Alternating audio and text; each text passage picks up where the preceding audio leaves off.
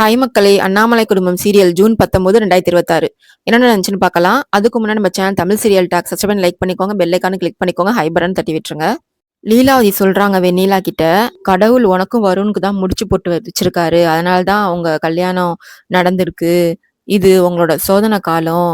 இதெல்லாம் நீங்க கடந்து வந்து தான் ஆகணும்.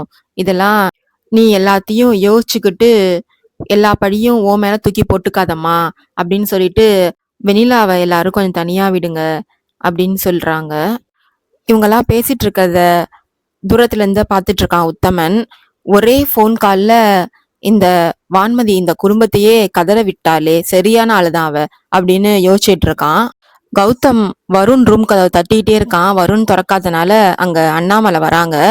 எனக்கு ரொம்ப பயமா இருக்கு. இவ என்ன சொன்னாலும் கதவை திறக்கவே மாட்றான்.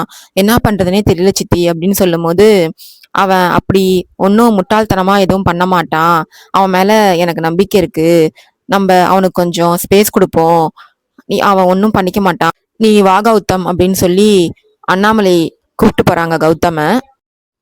ரொம்ப நேரமா கதவை திறக்கலன்ட்டு வெண்ணிலா வருண் ரூம் கதவை தட்டுறா. உங்க கஷ்டம் எனக்கு புரியுது.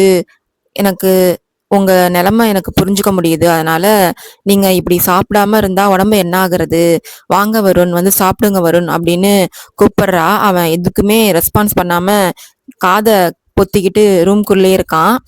இவ பேசிட்டு போற அந்த நேரத்துல பவித்ரா வராங்க. என்னாச்சு அப்படின்னு கேட்கும்போது, கதவை திறக்க மாட்டாரு அண்ணி அப்படின்னு சொல்லும் போது, நான் சொல்றேன் அப்படின்னு சொல்லிட்டு வருண், கதவை திறடா, சாப்பிடாம இருந்தா எப்படி? நாங்களும் சாப்பிடலடா, நீ வெளில வாடா அப்படின்னு கூப்பிடுறாங்க. எனக்கு சாப்பாடுலாம் வேணாம், என்னை கொஞ்சம் எல்லாரும் தனியா விடுங்க அப்படின்னு கத்துறான். இப்படியே இருந்தா எப்படிரா? உன்னால எல்லாரும் ரொம்ப வருத்தமா இருக்காங்க உன்னை நினைச்சு. வெளியில வாடா அப்படின்னு சொல்லும் போது, நான் ஒன்னும் செத்து போயிடல அப்படின்னு சொல்றான். உன் நிலைமை எனக்கு புரியுதுடா அப்படின்னு சொல்றாங்க. என் நிலைமை உங்களுக்கு புரியாது. நீங்க புரிஞ்சிருந்தா என் சாராவை என்னை விட்டே பிரிச்சிருக்க மாட்டீங்க. என்னை தயவு செஞ்சு எல்லாம் தனியா விடுங்க, யார்கிட்டயும் எனக்கு பேச பிடிக்கல அப்படின்னு கத்துறான். பவித்ராவும் போயிடுறாங்க. அவரு ரொம்ப மனசு கஷ்டத்துல இருக்காரு. இப்ப நம்ம பேச வேணாம், வாங்க நீ அப்படின்னு பவித்ரா கூட்டு போயிடுறா வெண்ணிலா. அடுத்தது வருணோட ரூம் வாசல்ல வெண்ணிலா சாஞ்சி உட்காந்துட்டு இருக்கா. அப்போ சுந்தரராஜன் வராரு. வந்து வெண்ணிலாவை பார்த்துட்டு அண்ணாமலை ரூம்குள்ள போய் அண்ணாமலைகிட்ட சொல்றாரு, வருண் இன்னும் கதவை திறக்கல போல இருக்கு, வெண்ணிலா வெளிலே உட்காந்துட்டு இருக்காவா, அவள்கிட்ட வந்து என்னன்னு பேசுவா அப்படின்னு கூப்பிட்டு போகும்போது, இதோ வரேன் அப்படின்னு சொல்லி அவங்களும் போறாங்க. வெண்ணிலா சோகமா உட்காந்துட்டு இருக்கா. அண்ணாமலையை பார்க்கவும் வெண்ணிலா எந்திரிக்கிறா. அவர் உள்ளதான் இருக்கார் அத்தை அப்படின்னு சொல்லும் போது, அவன் சாரா இழந்த துக்கத்துல இருக்கான். அவனுக்கு கொஞ்சம் டைம் கொடுப்போம், காலம் எல்லாத்தையும் மாத்துமா, நீ கவலைப்படாத, நீ என் கூட வா அப்படின்னு சொல்லும் போது, இல்லத்த நான் வரல, நான் இங்கேயே இருக்கேன் அப்படின்னு சொல்றா. இல்லம்மா என் கூட வா அப்படி வரணும்னு நினைச்சு வருத்தப்படாத, அவனுக்கு எதுவும் ஆகாது, நீ வா என் கூட அப்படின்னு சொல்லி அவளை கூப்பிட்டுட்டு போறாங்க. அண்ணாமலை ரூமுக்கு கூட்டு போய், நீ வாமா படுத்து தூங்கு அப்படின்னு சொல்றாங்க. என்னால தூங்க முடியலத்த அப்படின்னு சொல்லும் போது அண்ணாமலை ஆறுதல் சொல்றாங்க. நீ வரணும்னு நினைச்சு அவங்க வாழ்க்கையில வந்ததுனாலதான் அந்த சாராக்கு இப்படி ஆயிடுச்சுன்னு நீ குற்ற உணர்ச்சியில இருக்க, அப்படின்லாம் நீ யோசிச்சு எதுவும் வருத்தப்படாத அப்படின்னு ஆறுதல் சொல்றாங்க வெண்ணிலாக்கு. இப்போ உனக்கு தேவை கொஞ்சம் ஓய்வு தான், படுத்துக்கோமாவா, என் மடியில படுத்துக்கோவா அப்படின்னு சொல்லி வெண்ணிலாவை அண்ணாமலை மடியில படுக்க வச்சு தூங்க வைக்கிறாங்க. வருணும் பைத்தியக்கார மாதிரி அழுதுகிட்டே உட்காந்துருக்கான், தூங்காம கொள்ளாம ரூம்ல. காலைல விடியுது. அப்போ அண்ணாமலைக்கு ஒரு ஃபோன் வருது. அந்த ஃபோனுக்குள்ள யார் பேசுறாங்கன்னா, லக்ஷ்மின்றவங்க இருக்காங்கல்ல, அவங்க தான் ஃபோன் பண்றாங்க. உன்னை இந்த நம்பர்ல இருந்து கூப்பிடாதான்னு சொல்லியிருக்கேன்ல அப்படின்னு சொல்றாங்க. இல்ல எனக்கு ரொம்ப உடம்பு முடியல அப்படின்னு அவங்க சொல்றாங்க. என்ன பண்ணுது அப்படின்னு கேட்கும்போது, எனக்கு சொல்ல தெரியல, என்னால சுத்தமா முடியல, என்ன கொஞ்சம் ஹாஸ்பிட்டல் கூட்டு போறியா அப்படின்னு கேக்குறாங்க. சரி நான் வரேன் அப்படின்னு சொல்லிட்டு கிளம்ப போகும்போது லீலாவதி வராங்க. எங்க போற அப்படின்னு கேட்கும்போது, முக்கியமான விஷயமா ஆபீஸ்ல ஒரு ப்ராப்ளம், அது என்னன்னு போய் பார்த்துட்டு வரேன் அப்படின்னு சொல்லிட்டு பொய் சொல்லிட்டு கிளம்புறாங்க. வருண் கொஞ்சம் பார்த்துக்கோங்க, அவர்னு ரூம்ல இருந்து வெளில வரல, எப்படியாச்சும் அவனை சமாதானப்படுத்தி சாப்பாடு கொடுங்கக்கா, நான் உடனே போயிட்டு வந்துடுறேன் அப்படின்னு கிளம்புறாங்க. சரி நான் பாத்துக்கிறேன், நீ போயிட்டு வானாமலன்னு லீலாவதி அனுப்பி வைக்கிறாங்க. இவங்க பேசிட்டு இருக்கதெல்லாம் பார்த்துக்கிட்டு வான்மதி நின்றுட்டு இருக்கா. இவங்க எங்க போறாங்க, இவ்வளவு டென்ஷனா வேற போறாங்களே அப்படின்னு யோசிச்சுட்டு இருக்கா. அண்ணாமலை லட்சுமியை ஹாஸ்பிட்டல் கூட்டு போறாங்க. அப்போ டாக்டர் சொல்றாங்க, இவங்க ஸ்டேஜ் 4ல இருக்காங்க, இப்ப போய் கூட்டு வந்திருக்கீங்களே, இவ்வளோ நாள் என்ன பண்ணீங்க அப்படின்னு கேட்கும்போது, இவங்க ரொம்ப நாளா கிராமத்துல இருந்தாங்க. எனக்கு இப்பதான் இவங்கள கொஞ்ச நாளா நான் இங்க பார்த்தேன். அதனால தான் ட்ரீட்மெண்ட்காக உங்கள்ட்ட கூட்டு வந்திருக்கேன். இவங்க என்னோட ஃப்ரெண்டு. இவங்கள எப்படியாச்சும் நீங்க தான் குணப்படுத்தணும் டாக்டர் அப்படின்னு சொல்றாங்க. உடனே டாக்டர் என்னால முடிஞ்சத நான் பண்றேன் அப்படின்னு சொல்றாங்க டாக்டர். இவங்கள கொஞ்சம் அட்மிட் பண்ற மாரி இருக்கும். டெஸ்ட் எல்லாம் எடுக்கணும். எடுத்துருங்க அப்படின்னு சொல்றாங்க. அதே ஹாஸ்பிட்டலுக்கு வான்மதி அம்மா மங்காவும் வந்திருக்காங்க. ஏம்மா என்ன அடிக்கடி இப்படி வெளியில கூப்பிடுற? நான் ஏதாச்சும் ஒரு பொய் சொல்லிட்டு தான் வெளில வர மாதிரி இருக்கும். அந்த வீட்டோட நிலைமை உனக்கு தெரியும்ல. சின்ன கால்வலி தலைவலி கூட என்ன கூப்பிட்டா எப்படி அப்படின்னு சொல்றா. அதுக்கு மங்கா சொல்றா, என்ன எனக்கு யாரு இருக்கா? நீ தானே என்னை பார்க்கணும். இப்படி பேசுறியே அப்படின்னு சொல்லிட்டு அந்த வருணை வச்சு ஏதோ ஒரு பிளான் பண்ணணும்னு சொல்லிட்டு இருந்தியே, அது என்னாச்சு அப்படின்னு கேக்குறா மங்கா. நான் நினைச்சதை விட நல்லா தான் போயிட்டு இருக்கு அந்த பிளானு. சீக்கிரமாவே அந்த வெண்ணிலாவ வாழா வெட்டியா வீட்டுக்கு அனுப்புறனா இல்லையான்னு பாரு அப்படின்னு சொல்லிட்டு இருக்கா மங்கா கிட்ட. இங்க டாக்டர்கிட்ட டெஸ்ட் பண்றதுக்காக டாக்டர் எல்லாமே எழுதி கொடுத்துட்டு இருக்காங்க. இவங்க டெஸ்ட்டுக்கு வெளில வராங்க. அத வான்மதி பாத்துடுறா. அண்ணாமலையும் கூட இருக்கிறவங்களையும் பார்த்துட்டு ஓடி ஒளிஞ்சுக்கிறா. அப்போ அண்ணாமலை லட்சுமியில சொல்லிட்டு இருக்காங்க, உன்னைக்கு நான் வேலைக்கெல்லாம் போக வேணாம் அப்படின்னு சொல்லி தானே உங்களை வீடு எடுத்து எல்லா சௌகரியமும் பண்ணி வச்சிருக்கேன். எதுக்கு நீ வேலைக்கெல்லாம் போற அப்படின்னு கேட்கும்போது, வேலைக்கு போகாம வீட்டுல எப்படி சும்மா இருக்குது அண்ணாமலை, அதனாலதான் நான் போனேன். உனக்கு ரொம்ப நான் கஷ்டம் கொடுக்குறேனா அப்படின்னு கேட்கும்போது, அதெல்லாம் ஒண்ணும் இல்லை அப்படின்னு அண்ணாமலை சொல்லிட்டு இருக்காங்க. இவங்கள பார்த்துட்டு ஒளிஞ்சிட்டு இருக்கிற மங்காவும் வான்மதியும் பேசிக்கிறாங்க. இவங்க இங்க என்ன பண்ணிட்டு இருக்காங்க அப்படின்னு கேட்டுட்டு இருக்கா மங்கா கிட்ட. இவங்க 2 பேரையும் பார்த்துட்டு வான்மதி இவங்க முக்கியமான விஷயமா ஆபீஸுக்கு தான் கிளம்புனாங்க.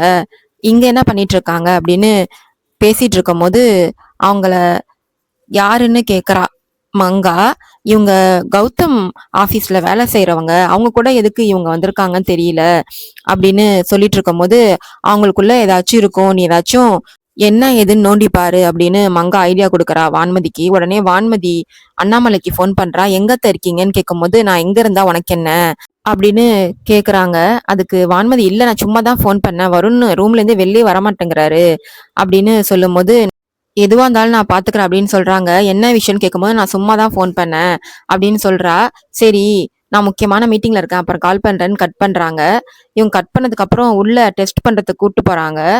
அவங்க 2 பேரும் டெஸ்ட் பண்றதுக்கு உள்ள போனதுக்கு அப்புறம் வான்மதி மங்காட்ட சொல்றா, இவங்க மீட்டிங்ல இருக்காங்கன்னு பொய் சொல்றாங்க அப்படின்னு சொல்றா. அதுக்கு மங்கா சொல்றா, உற்றாத என்னன்னு கண்டுபிடி அப்படின்னு வான்மதி கிட்ட சொல்றா. அதுக்கப்புறம் வீட்டுல வெண்ணிலா வருண் ரூமுக்கு வெளில நின்னுகிட்டு வருணை கூப்பிடுறா. அவனும் இன்னும் அழுதுகிட்டே தான் உட்காந்துட்டு இருக்கான் ரூம்ல. நீங்க இப்படி ரூம்ல உட்காந்துட்டு இருக்கிறது எங்களால பார்க்க முடியல, நீங்க வெளில வாங்க. என் மேல என்ன தப்பா இருந்தாலும் பரவாயில்ல, நீங்க அடிங்க கொல்லுங்க, இப்படி ரூம்குள்ளே உட்காந்துட்டு இருக்காதீங்க அப்படின்னு சொல்லும்போது, நீ எதுவும் பேசாத, நடிக்காத அப்படின்னு கத்துறான் ரூமுக்குள்ளேருந்தே வருண். உன் குரலை கேட்கவே எனக்கு பிடிக்கல. என் வாழ்க்கையில இது மாதிரி யாரையுமே நான் வெறுத்தது கிடையாது. எனக்கு ஏதாச்சும் நீ நல்லது பண்றேன்னு நினைச்சின்னா இந்த வீட்டை விட்டு போயிடு அப்படின்னு கத்துறான். இதெல்லாம் பார்த்துக்கிட்டு சந்தோஷமா நின்றுட்டு இருக்கா வான்மதி. வருண் இப்படிலாம் பேசுறத கேட்டு வெண்ணிலா அழுதுட்டே நின்றுட்டு இருக்கா ரூம்க்கு வெளியில. வெண்ணிலா கிச்சன்ல காய்கறி நறுக்கிக்கிட்டே அழுதுட்டு இருக்கா. அதை பார்த்துட்டு வான்மதி வந்து, உனக்கு இதெல்லாம் தேவையா? நீ இப்படிலாம் அழுவுறது எனக்கு ரொம்ப கஷ்டமா இருக்கு அப்படின்னு சொல்லிட்டு, எப்படிலாம் பேசுறாரு பத்தியா வருண்? யாரோ செத்ததுக்கு நீ என்ன பண்ணுவ? நீ ஏன் இந்த வீட்ல சந்தோஷமே இல்லாம இருக்கணும்? பேசாம நீ வீட்டுக்கே போயிடு. எதுக்காக இந்த வீட்ல நீ இருக்க அப்படின்னு சொல்லிட்டு இருக்கும்போது, அண்ணாமலை வான்மதி அப்படின்னு கத்திக்கிட்டு உள்ள வராங்க. எதுக்கு என்ன பேசிட்டு இருக்க நீ அப்படின்னு திட்டிட்டு இருக்காங்க வான்மதிய. எந்த நேரத்துல என்ன பேசிட்டு இருக்க? இந்த நேரத்துல போய் வெண்ணிலாவை வீட்டை விட்டு வெளில போற சொல்றதுக்கு உனக்கு எப்படி மனசு வருது அப்படின்னு கத்துறாங்க வான்மதிய. வெண்ணிலாவை புரிஞ்சுக்காம அவரு இப்படி சாரான்ட்டு இருக்காரு. என் தங்கச்சி வாழ்க்கையே வீணா போயிடுச்சு அப்படின்னு அவ சொல்றா. அதுக்கு, இதெல்லாம் நீ சொல்லாத, பெரியவங்க நாங்க இருக்கோம், நாங்க பாத்துக்கிறோம் அப்படின்னு சொல்றாங்க. வெண்ணிலாவை நீ வா அப்படின்னு சொல்லிட்டு கூப்பிட்டு போறாங்க. வருண்ட்ட ரூம்ல வெளில நின்னுகிட்டு, வருண் உன்னை நினைச்சு வெண்ணிலா எவ்வளோ கஷ்டப்பட்டுட்டு இருக்கா தெரியுமா? நீ வெளில வர போறியா இல்லையா அப்படின்னு சொல்லும்போது, எனக்கு இவளை பத்திலாம் எந்த கஷ்டமும் எனக்கு கிடையாது.